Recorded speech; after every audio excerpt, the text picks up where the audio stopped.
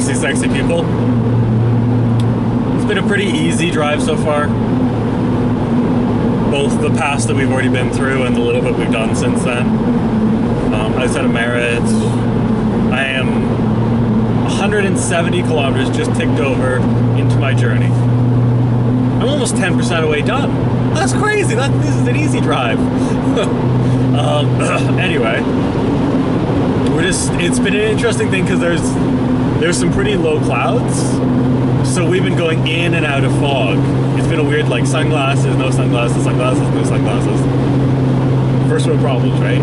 I hate that I just said that. I actually hate myself for saying first world problems. Anyway, it's been like in fog, out of fog, in fog, out of fog. Now we're starting to climb steadily, so we're going to be out of the fog. Although all the signs are saying dense, limited visibility fog ahead, so maybe we're not out of the fog yet. Anyway, we're just cruising up Larson Hill right now, which only means something to you if you have driven this road. It means something real special to me. This is where my my shitty Civic, I had an 05 Civic, this is where my Civic died. People who sold it to me told me the timing belt had just been done. I'd probably put 20,000 kilometers on it, if that. No, less than that, since I bought it, and I was coming up this hill, and my timing belt just snapped. So now every time I come up this hill, I do like the fingers crossed, hope we make it kind of thing. Which is also why I hate Merritt, because, you know what, we have some time, I might as well tell you the whole story. Actually, let me get rid of some engine noise. Okay, we'll log it a bit so you can hear me. So it was like the most unlucky car ever. So the timing belt snapped soon after I got it. Going up this hill. Luckily, even though it was an interference engine, I didn't bend any valves, didn't wreck my piston, like everything was good, everything was happy. It should have just been a new timing belt. This is gonna get a bit technical, so I believe that anyone can understand the basics of cars if you just like try hard and think about it. Like you're not gonna get, if you haven't gone through the schooling, you're not gonna get some of the stuff. But I think this bit's pretty simple, so bear with me. So when you do timing belt, you also have to do a tensioner because it holds the tension on the belt. So it gets towed back to this guy, the tow truck driver. I have BCAA, which is like, I don't know, is it AA in the States? Probably. Anyway, I have BCAA, so the tow was covered for free. Got towed back into Merritt. Tow truck driver says, it might have been a long weekend. Tow truck driver says, all the shops are either closed for the weekend or completely booked up. I can take you to my buddy's place, he's a mechanic, and he'll sort you out. That's red flag number one, but I'm like stressed out and worried, and my girlfriend at the time, who was a little crazy, was like just freaking out like you wouldn't believe. So that probably added to my stress and made it so I didn't make a good decision. So I said, sure, we'll go to your buddy. He's a mechanic, how much damage can he do? So the guy, so we talked to the guy, the car gets towed there, we walk over to the guy's place. He goes, oh yeah, it's just a timing belt, no big deal. And Honda's never made an interference engine, so you won't have an issue. I guess I should probably explain interference engine. So almost every Honda engine ever made is an interference engine. So the piston moves and the valves open and close to let air in and out.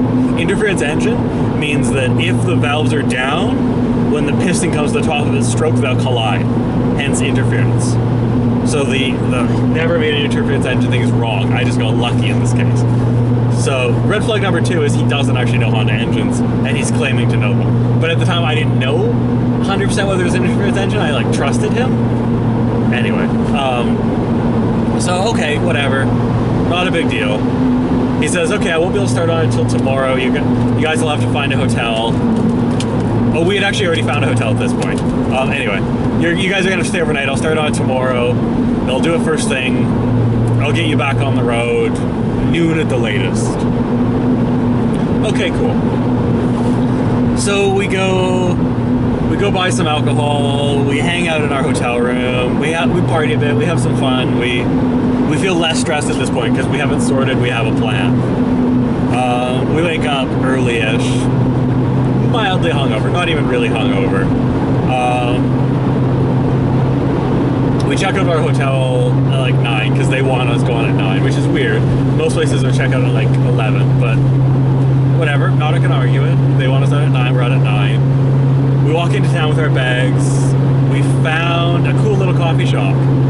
And I don't like hanging out in coffee shops for too long. Like their business depends on people getting the hell out. But it's like 10 o'clock by the time we get to the coffee shop. 2 hours max, not a big deal. It's probably like about 10:30 when I decided to call him just to check up, see how things are going. No, actually, I think he might have called me.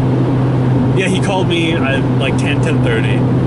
And he's like, oh yeah, by the way, the parts are in stock. It's like $300 for parts and labor, not a big deal. I can start on it right away. Nothing.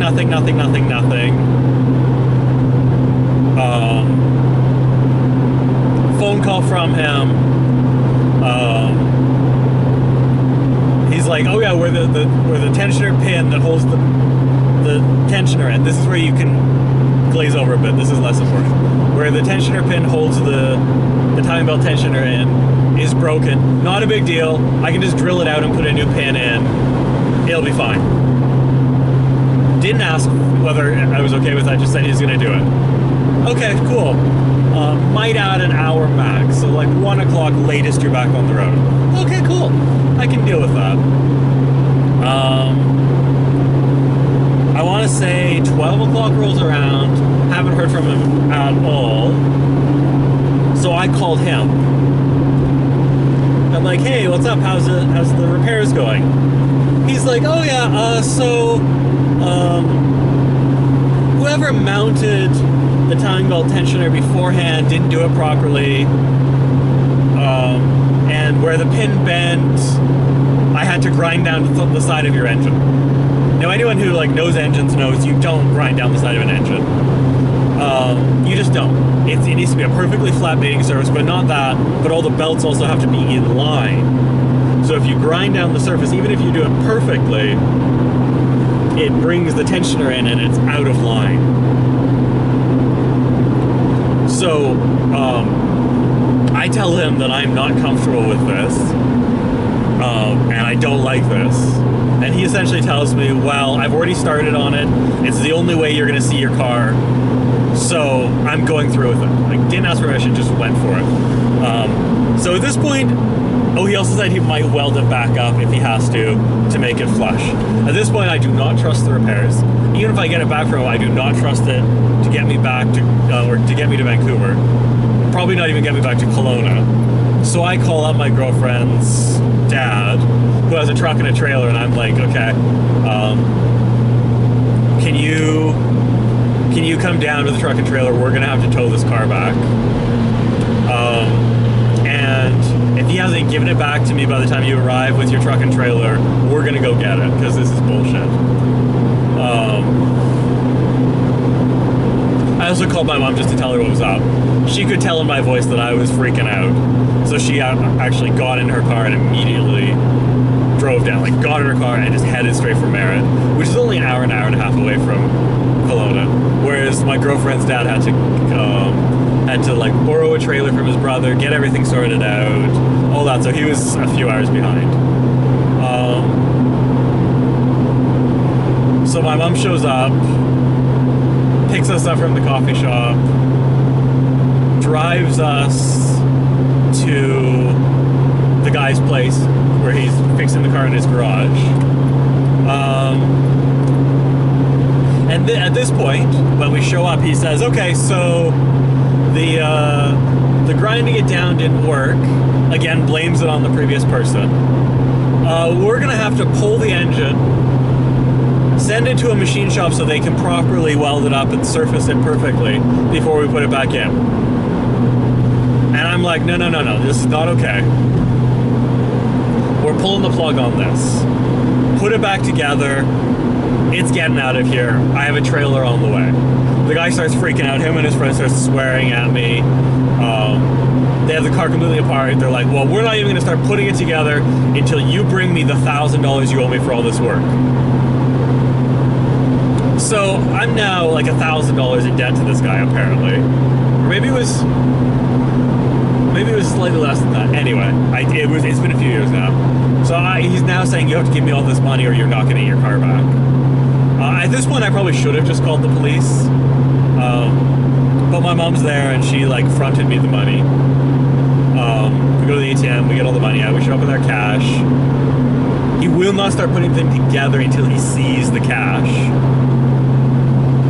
He then barely puts the thing together. He says, like, put it on the trailer and drive it on the trailer as carefully as you can because the motor mounts aren't put on and it's really only just going to be able to roll, but you make sure you don't go over any bumps on the way home. Laughs and then pushes it out of the driveway. Bit of a dick. Anyway, I probably didn't have to go into that level of detail, but I did. So that's what happened. It gets trailered back to Kelowna. Eventually, when I have the money, it gets taken into a mechanic. We realize that the engine is completely fucked. Looking at it, we realize that he ground it down, and when he ground it, he didn't grind it at a straight angle, so nothing would ever mount again. Like, it was done. The engine block was done. It was cheaper to get a junkyard engine. So I spent a few $1,000s to get a new engine put in it, because at this point, it's like a 5-year-old Civic. It's worth putting a bit of money in to get it fixed. This mechanic, nice guy, doing a decent job, has a few apprentices that are less than lacking.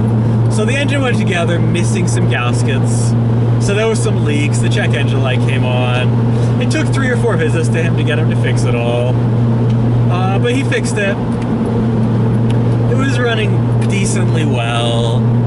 I drove it around a lot, it was all fine. And then, maybe a year and a half later, it starts to overheat. Badly. Apparently, he actually, when he replaced one of the gaskets, he didn't pull the old gasket off. So it was double gaskets. And while I was driving, the second one slipped and clogged one of the coolant hoses, which was why it was overheating. Anyway, at this point I was done with the car and I sold it. So that's like the end of that story, but that's the Merritt thing. We're like 10-15 minutes in now to this story. 13 minutes into this story. That was a lot longer story than I expected. Whatever. It was story time with Brendan. The roads are looking awesome. A little wet, no big deal. Sign here says compact snow, slush and slippery, limited visibility, dense fog. Haven't seen any of that yet, and I'm actually getting close-ish to the summit. Oh, excuse me. So I might get some bad weather coming down from the summit, because we're nearly there. If you know the connector, I am like 10 minutes away from where the toll booth used to be. Anyway, doesn't matter. So maybe we'll get some bad weather coming back down towards Hope, but right now it's looking like they haven't updated the signs from last night where there was bad snow, or they're expecting it to get bad soon, or it's bad up ahead. Either way, I think I timed this pretty well, because although we got a little bit of rain, the weather has been pretty good. I think we're gonna be fine. I'll check in with you guys later.